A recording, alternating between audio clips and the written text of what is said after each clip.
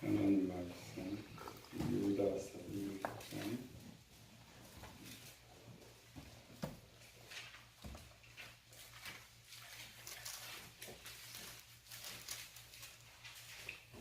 유다서 2장 14절에서 16절 말씀까지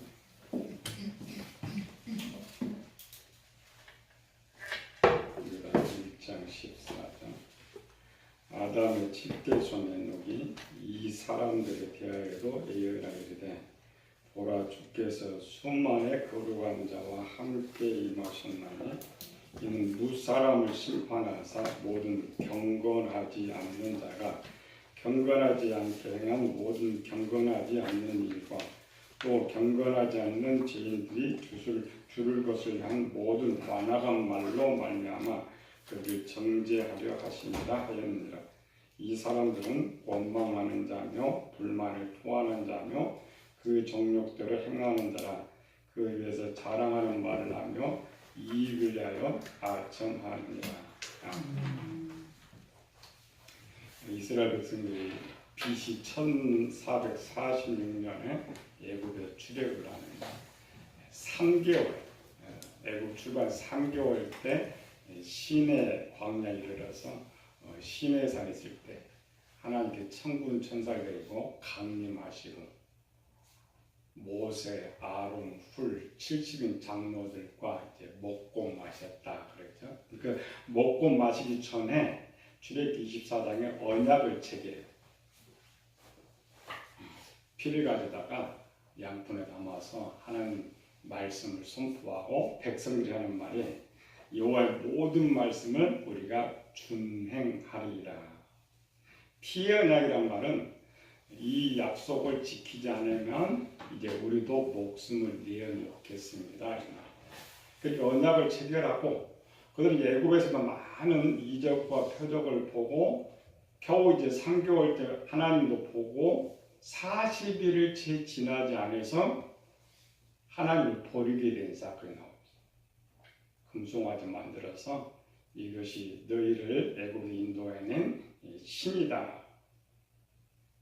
왜 그들은 이렇게 빨리 돌아서게 될까요? 우리 인간도 마찬가지예요. 조속지가 이제 돌아서게 되는데 그 이유가 뭐냐?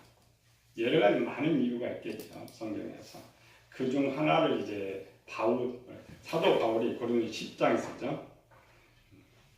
우리는 그들과 같이 우상 숭배하지 말자. 기록된 바 그리고 먹고 마시고 뛰논다 함과 같으니라. 무엇 때문에 하나님을 버렸을까? 바울이가 먹고 마시고 즐겼다. 이 말 뭐냐면 이스라엘 백성들 애굽에서 하나님 믿고 따랐던 목적입니다.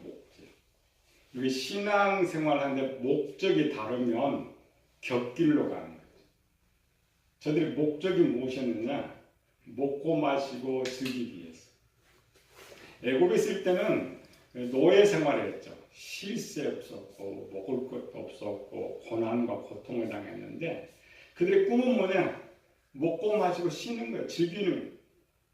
근데 광야에 와서 봤더니 하나님께 만나주시고 매출해 주시고 쉼도 있어서 먹고 마시고 즐기는 목적이 다르니까 신을 바꿔버렸더라. 오늘도 우리 교인도 대부분 그래요. 말은 천국 이야기하지만 실제는 그렇지 않죠. 이 세상의 삶의 문제를 해결받고자 신앙생활을 해요. 근데 그 문제가 해결되면 떠나가. 이스라엘 같은 경우는 그렇죠. 요한복음 6장 26절에도 예수님께서 이야기하죠. 너희가 나를 찾는 까닭은 이적을 본 것이 아니고 떡을 먹고 배부른 까닭이다. 누가복음 12장 19절에 보면 어리석은 부자예요. 그죠? 여러 쓸 물건을 많이 쌓아놨으니 이제는 편안히 먹고 마시고 즐기자. 누가복음 16장 19절에도 한 부자가 됐죠? 자세 고운 뼈를 고 호화로이 지내더라. 어느 시대나 똑같아요. 예수님께서 마지막 심판 때도 마찬가지로 종말의 때는 노아의 때와 같고 롯의 때와 같고 어느 시대나 동일한 것 먹고 마시고 즐기자. 먹고 마시고 즐기는 건 죄는 아니에요. 그걸 죄라고 하는 게 아니고 목적이 다르죠. 목적. 삶의 목적이 다를 때에 그것이 죄가 되는 것이죠. 예수님 마태복음 6장 31절 32절 하죠. 무엇을 먹을까, 무엇을 마실까, 무엇을 입을까 하지 말라. 이런 것들 이방인들이 구하는 것이다. 세상 사람들은 죽으면 끝이다고 생각하고 있기 때문에 그들의 목표는 뭐냐? 이 땅에 돈 많이 벌고 먹고 마시고 즐기는 거예요. 그건 당연한 것이죠. 그래서 하나님의 자녀들은 이 세상이 끝이 아니기 때문에 영원한 나라의 꿈을 가져야 돼. 먹고 마시는 것이 아니라. 그래서 여러분들 그의 나라와 그 의를 목표. 우리 신앙생활하는 목표, 교회 다니는 목표. 그런데 안타깝게도 우리 모든 교회들 다 그래요. 먹고 마시고 즐기는 거예요. 항상 하나님께 복 받고 우리 상상해 보면 나는 아니냐? 그렇지 않죠. 우리가 우연히 100원짜리 로또를 하는데 10억 당첨됐다. 그럼 그 순간 딱 떠올라요. 그게 자기 본질입니다. 뭐가 떠오르겠어요? 방 한 칸 없는 사람은 집 한 채 사야지. 집 있는 사람은 자동차 사야지. 집 자동차 있는 사람은 좋은 거 사야지. 전부 먹고 마시고 즐기는 거예요. 안일하게도 변명할 수가 없다라는 거죠. 그래서 사도 바울이 이렇게 말하죠. 육신대로 살면 반드시 죽을 것이로되 영으로서 몸의 행실을 죽이면 살리라. 고린도전서 10장 30절은 먹든지 마시든지 무엇을 하든지 하나님의 영광을 위하여 하라. 100%입니다. 교회에 다녀서 목표가 다르면 끝에까지 가지는 않아요. 다 세상으로 떠나갑니다. 왜?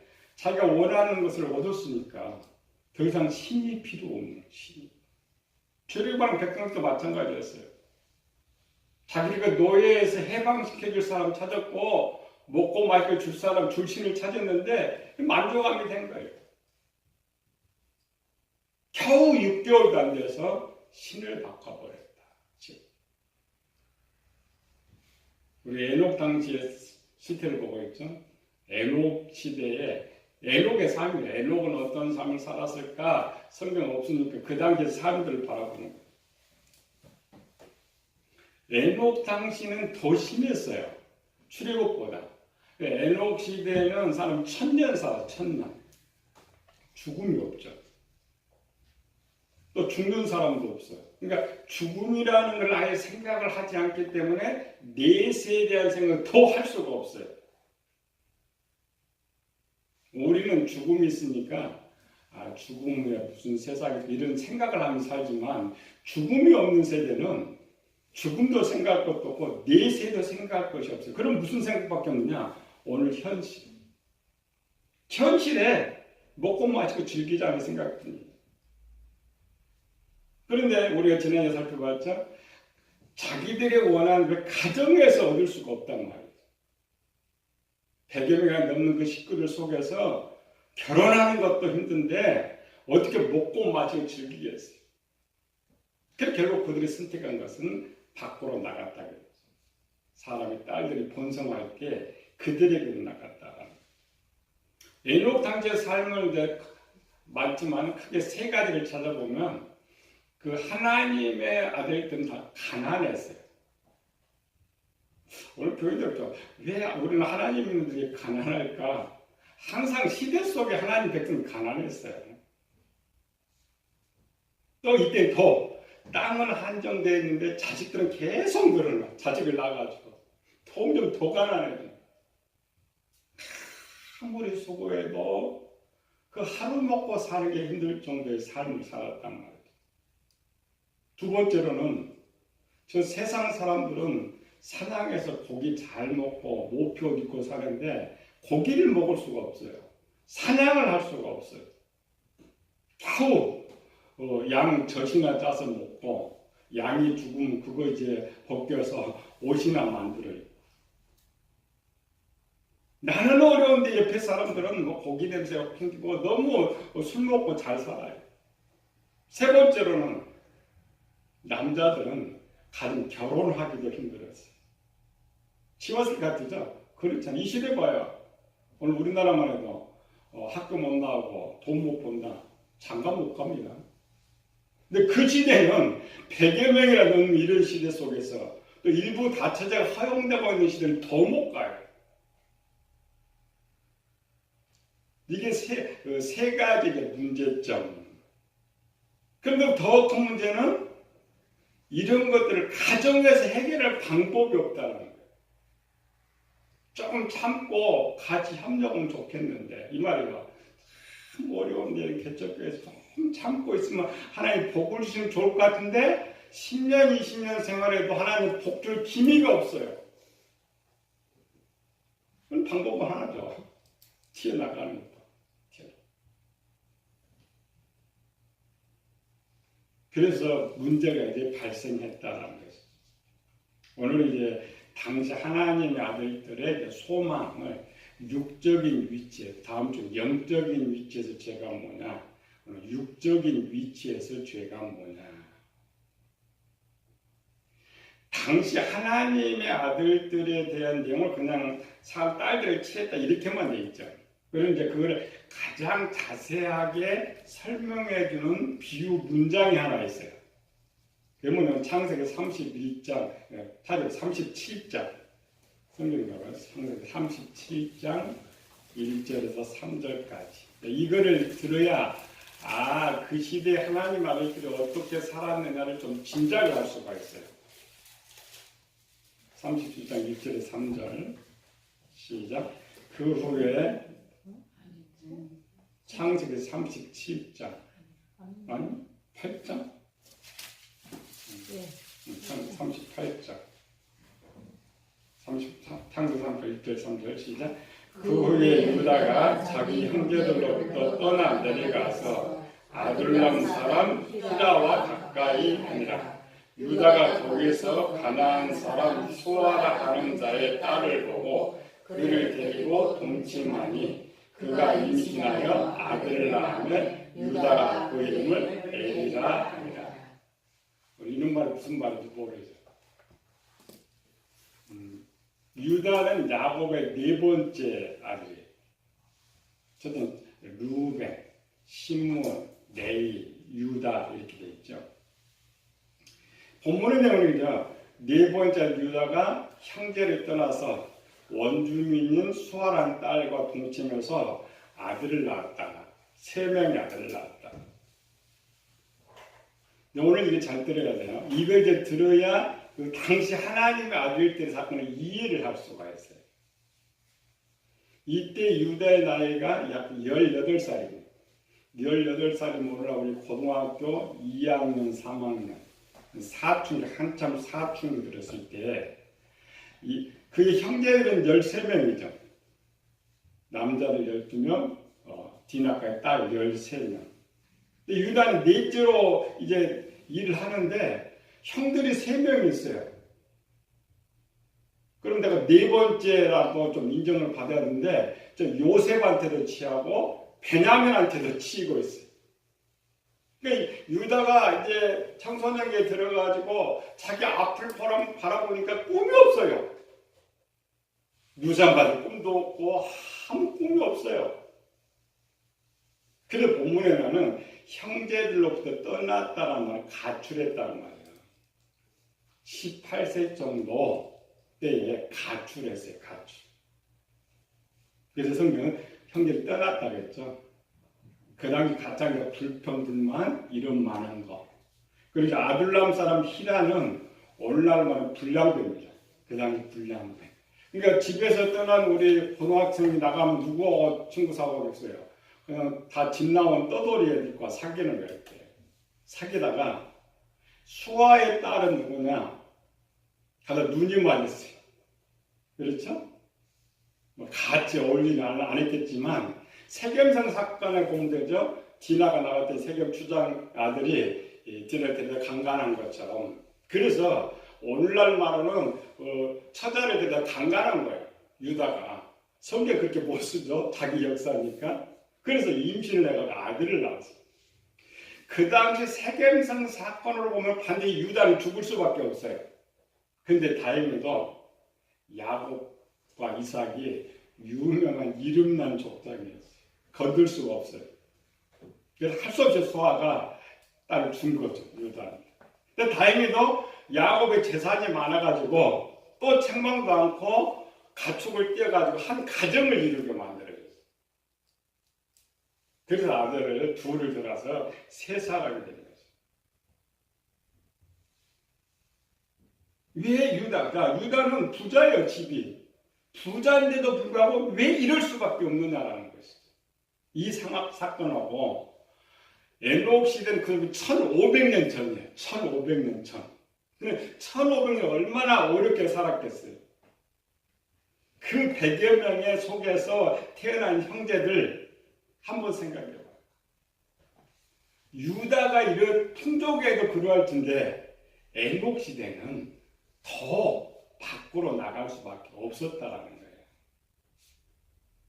그래서 이제 유다서가 기록되는 거예요. 에녹 시대는 기록이 되지 않지만 그 시대. 근데 가장 큰 문제는 뭐냐면 그래도 유다는 아버지가 부자였으니까 그래도 재산도 나눠주고 가정도 꾸릴 수 있게 하는데 그리고 올바로 세워졌어요, 유다를. 그래서 유다가 이제 그 시에서 다이락이 나오지만 에녹 시대의 아들들이 그렇게 하면 그 부모가 어떻게 해줄 방법이 없어요. 책망할 수도 없고 집으로 데려올 수도 없고 뭐 재산이만 나눠줄 수도 없고 방종할 수밖에 없어요. 왜? 부모가 아무것도 해줄 수가 없습니다. 오늘 우리 믿음의 자 부모들도 마찬가지예요. 요즘 믿는 자녀 가정 중에서 많이 세상으로 떠나가요. 어떻게 할 수가 없어요. 뭐 부모가 돈이나 많다면 돈이라도 하겠는데 그러다 부모는 가난하지 아무것도 못 해주지 자식은 세상 나가지 딱 하나예요. 어제 정말 저들 믿음으로만 살기를 바라보고 있을 뿐이에요. 그게 에녹 시대의 사람이에요. 제가 하나님 아들이니까 그나마 스스로 하나님 앞에 살기를 바라고 있을 뿐이었다라는 거죠. 근데 이제 문제가 되겠죠. 오늘 유다서 1장 16절을 보니까 이 사람은 원망하는 자며 불만을 토하는 자며 이 말은 뭐냐면 미국 사람 미국 살고 한국 사람 괜찮은데 아프리카는 아프리카 사는데 근데 아프리카 사람들이 한국에 뭐 한국 사람 잘 살죠. 한국 사람 미국 사람 잘 살죠. 그리고 요즘은 세상 부자는 부자끼리 살아요. 가난은 가난하게 사는데 그 당시는 하나님의 아들들이나 세상에는 똑같은 한 부록 속에 사는 거예요. 옆집에서. 우리 집은 가난해가지고 우리나라면 한 30년 전만 해도 풀쭉 먹기도 힘든 그런 시대잖아요. 근데 이 시대는 정말 그 새끼 먹는 건 정말 복이었어요. 그런데 옆집에서는 고기 구워 먹고 술 먹고 고기는 풀풀 풍기고 또 여기는 겨우 지금 장가들도 못 가고 있는데 저거는 부인들을 몇 명씩 거느리고 있죠. 여기는 호작 해봐야 양가족 이부에 잘 사는 건데 저기는 뭐 호랑이 가죽 입고 모피를 입고 살아. 자, 우리 옆에 그런 사람이 있다고 한번 생각해 봅시다. 그걸 바라보고 사는 사람 믿음이 좋다고 해도 소용이 없어. 그렇죠? 환경만 불편해. 왜 우리는 하나님 믿는다고 이렇게 가난하게 살 수밖에 없어? 왜 이렇게 어렵게 살 수밖에 없어? 불평불만하는 거예요. 앞에 찾아봤죠? 가난해요. 장가도 못 가요. 술과 고기도 못 먹어요. 이쁜 아내도 맞아들이지 못해요. 아내도 아내 한 사람. 좋은 옷도 못 입고. 그것 때문에 불평불만하는 거예요. 누구한테? 하나님. 대상이 하나님. 우리 교인들 다르지 않습니다. 신앙생활을 오래 하는데 가난이 계속되면 신앙생활을 하는데 항상 불평해요. 항상 원망. 내가 이렇게 했는데 하나님 왜 주지 않는? 그게 이제 도 같으면 나가버리지만 그래도 불평하고 남아있는 게 나아요. 항상 그런 불평하고 원망하고 살아가요. 그런 이유 때문에 유다처럼 가출해버리는 가족들이에요. 가출하는 거예요. 예. 여기서 벗어남자. 여기는 내가 열심히 일해도 100명을 먹여 살려야 돼. 떠나가면 내 이런 거 내가 먹고 살 수 있어. 내 마음대로 살 수 있지. 그래 자녀들이 가출하는 거야. 내 마음대로 살고 싶었어. 내 뜻대로 살고 싶었어. 내가 열심히 돈 벌면 되는 것이다. 그게 상황이에요. 그 단계의 상황. 이런 것도 우리가 이제 이해한다. 어떻게 할 수가 없죠. 그런데 문제는 이들이 집을 떠난 이유가 문제가 발생한 거예요. 그게 이제 홍수 이유입니다. 홍수 심판의 이유 중 하나 오늘 본문을 가서 창세기 6장을 봅시다. 창세기 6장 4절.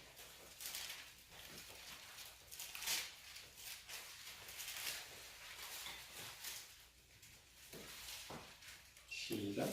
당시에 땅에는 네필이 있었고 그 후에도 하나님의 아들들이 사람의 딸들에게로 들어와 자식을 낳았으니 그들은 용사라 고대에 영성이 있는 사람들이었다. 네필임 잘 들어야 돼요. 자, 교회에 다니던 사람이 세상에 나가가지고 착하게 살면 그나마 괜찮아요. 내 자식이 부모가 나가가지고 착하게 훌륭하게 살면 부모가 마음 그래도 기뻐. 근데 나간 자식이 온갖 나쁜 짓을 하면 어때요? 부모 마음은 찢어지게 하고. 창세기 4장은 세 종류의 사람 있죠.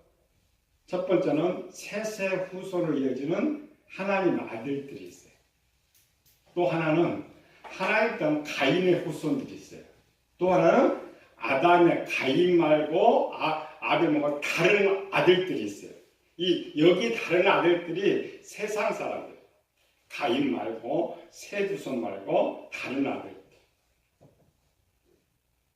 그런데 6장에 왔더니 또 다른 종류의 사람이 등장해요. 이들이 이제 육체라 그래요. 근데 여기는 본문은 네피림. 그러니까 세 종류 말고 네 종류의 사람이 생긴 거예요. 네피림은 성경에 2번 나옵니다. 여기 본문 말고 민수기 13장 33절에 보니까 이스라엘들이 정탐하고 돌아와가지고 하는 말이 네피림 후손인 아낙 자손을 보았는데 우리 그들 보기에 메뚜기 같다. 이스라엘 원주민 키가 있잖아요. 한 160 정도. 거기 아낙은 한 2m 정도. 그게 네피림이에요. 네피림은 누구냐? 오늘 본문에 나왔죠? 용사. 고대 유명한 사람.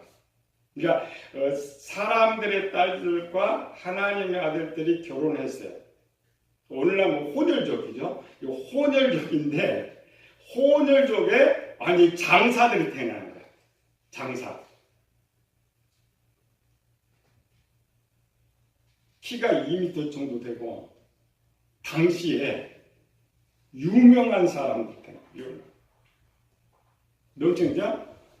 족장들, 유명한 자들, 용사들. 그 중에 뭐냐면 자, 크게 두 가지입니다.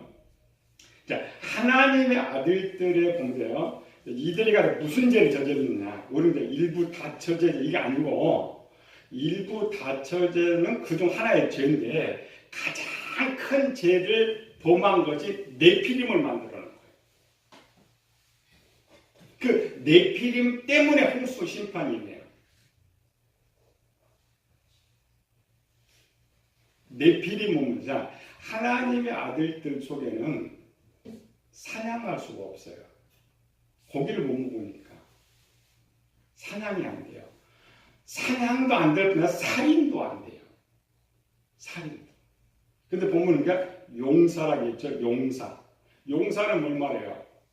전쟁 잘하는 사람, 싸움 잘하는 사람, 또 고대 유명한 사람. 네피림 뭐냐면 전쟁 잘해, 싸움 잘해, 사냥 잘해, 남께 빼앗기를 잘해. 그래서 네피림의 원어가 남을 해하는 자가 원어입니다. 네피림, 남을 해하는 사람. 아니, 살인을 하면 안 되는데 왜 살인해요? 빼앗으려고 보니까 살인해요. 살상을 해요. 하나님의 법에서 얼마나 많이 벗어나는가. 동물도 죽이지 못해야 되는 이 네피림은 법적으로 하나님 아들들 소속이면 소속. 하나님 아들들이니까 하나님 아들들이 낳은 자녀들이니까 하나님의 아들들인데 하나님 아이를 인정을 안 해요. 하나님 아들을 인정하지 않고 그냥 네피림으로 빼버렸어요. 그 네피림의 다음은 육체인데 육체. 하나님이 얼마나 저들을 미웠으면 우리는 네피림이고 용사 무엇인 이렇게 생각해요. 전혀 아니에요. 그거. 전혀 아니에요. 하나님을 가장 진노하게 하고 하나님이 떠나게 했던 그 목적이 네피림이기 때문에 네피림이 된다. 그러니까 하나님 아들들이 세상의 딸들 데려다가 결혼을 했으면 하나님 말씀대로 잘 양육을 했다고 가정합시다. 사냥하지 않죠. 살인하지 않죠. 남의 거 안 뺐죠. 그런데 반대쪽의 사람들이요. 자, 그 정도 용사가 되면 이제 그 사람 다스릴 사람이 없어요. 가르칠 사람도 없고 다스릴 사람도 없어요. 그럼 어떻게 해요? 버릴 수밖에. 근데 그런 사람들이 앞에 있죠. 1절에서도 생겼는데 그 후에도 하나님의 아들들이 이 말은 뭐냐면 그 네피림에서는 계속 번성하는 계속 번성. 우리말로 악이 계속 번성 계속. 그게 홍수 심판의 원인. 홍수 심판. 한두 번 죄를 지으면 그 용서할 수가 있지만 습관적으로 되면 안 돼요. 또 더 큰 문제는 습관적으로 죄를 지으면 그 죄라는 걸 모른다는 것이다. 다시 창세 6장 5절부터 7절까지 가봅니다. 네피림 때문에 일어난 사건입니다. 6장 5절 7절 시작.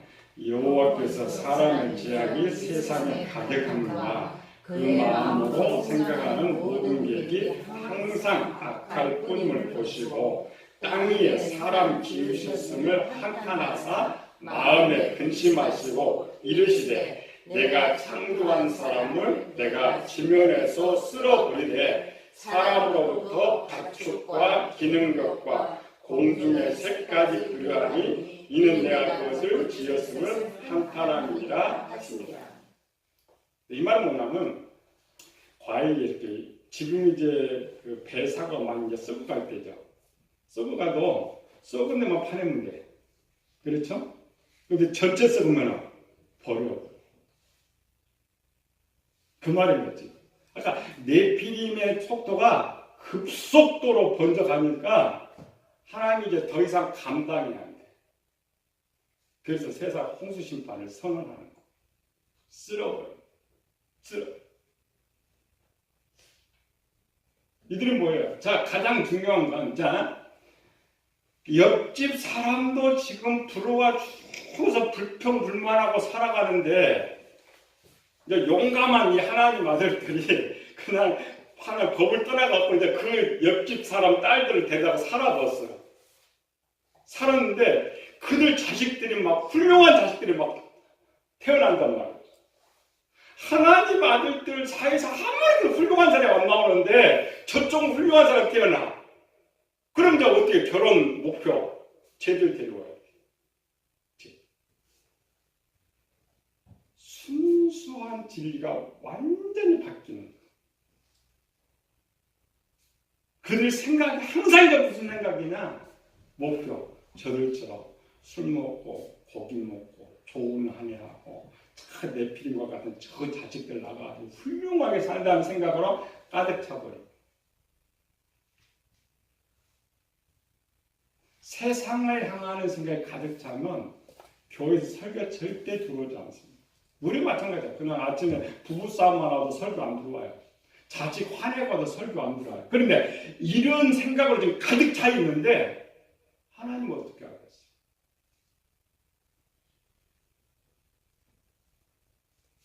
3월 29일 날 청와대 대변인 김일겸 씨가 사표 냈죠. 말은 자기가 하고 아내가 했다고 그러는데 자기가 했어요. 자기가 은행 돈 해가지고 대출한 건데 사람들이 어떻게 아내한테 다 돌리고 그래. 알죠? 자기가 거기 있어서 지금 공직사에서 그러면 뻔히 쫓겨날까 아는데도 안 돼요. 그게 눈에 당장 돈이 보이는데 그게 포기가 되겠어요? 청와대가 봉급이 얼마나 되겠어요? 이거 이건 놓쳐도 몇 억이 있는데 그게 사람이 당장 상황이 벌으니까 알면서도 죄를 지을 수밖에 없는 습관화예요. 근데 이런 것들이 에녹 시대에도 지금 번성하고 있는데 이제 노아 시대까지 왔잖아요. 5, 600년이 계속 내려다 보니까 그게 죄라는 걸 몰라요. 당연히 습관화되어 있는 거예요. 오늘 우리의 모습입니다. 우리가 교회 다니면서 들은 것들은 죄로 하는데 실제 내가 죄를 짓고 있는데도 죄라는 게 모르고 짓는 게 너무 많다. 에녹시는 그걸 우리한테 가르쳐 준 거예요. 당신은 성경이 없었죠. 지금 성경을 다 갖다 줬어요. 성령도 우리를 인도해 주시죠. 왜? 스스로 할 수 없습니다. 성령 안에 오신 이유가 그 이유입니다. 사람 스스로 할 수 없습니다. 성경 주신 이유도 마찬가지로 스스로 할 수 없습니다. 근데 우리는 성경도 주고 성령도 도와줌에도 불구하고 또 안 돼요. 이게 더 큰 문제. 그러나 에녹은 성공했다는 거. 아벨은 성공했다는 거. 우리는 성공할 수 있다는 거. 왜? 성경도 있고 도우시는 하나님도 계시기 때문에. 가장 첫 번째 문제가 각오. 물론 에녹은 늦게 이제 돌이키지만 가장 문제는 돌이키는 거, 발견하는 거, 깨달는 거. 우리가 매일 세수에 얼굴만 씻는 것이 아니고 성령께는 마음을 씻어요. 마음. 생각을 씻는 거예요. 그 어려운 시대도 그들은 성공을 했어요. 오늘 우리 그 문제는 무엇을 해야 하는 것을 모르니까 더 큰 문제지만 우리가 배우면 알잖아요. 내가 무엇을 해야 할 것인가, 어떻게 해야 할 것인가. 지식이 아닌 실제 행동을 통하여서 믿음에서 성공하는 것처럼 우리도 이제 출발하지만 반드시 성공하여서 하나님 기쁨이 되기를 예수님을 축원합니다. 은혜로우신 아버지 하나님 감사와 찬양을 돌립니다. 만성적인 그 속에서 세상과 만성적인 건 고치지 못한다고 말합니다.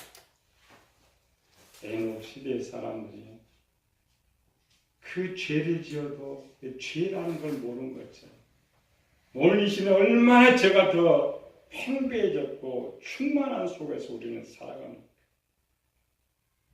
오늘도 주님 에녹이 깨닫고 돌이킨 것처럼 우리를 불러서 깨닫고 돌이키기를 원합니다. 에녹이 그 삶에서 벗어난 것처럼 우리도 벗어나기를 원합니다. 우리의 눈을 열어주시고 명체를 열어주셔서 올바로 하나님의 뜻을 깨닫고 돌이켜서 이제는 마귀와 동행하는 자가 아니라 하나님과 동행하면서 에녹이 하나님을 기쁘시게 하는 것처럼 우리가 매일매일 삶을 통하여서 하나님 기쁘시게 하는 저희들 되게 하여 주시옵소서. 거룩하신 예수님 이름으로 기도드리옵나이다. 아멘. 찬송가 273번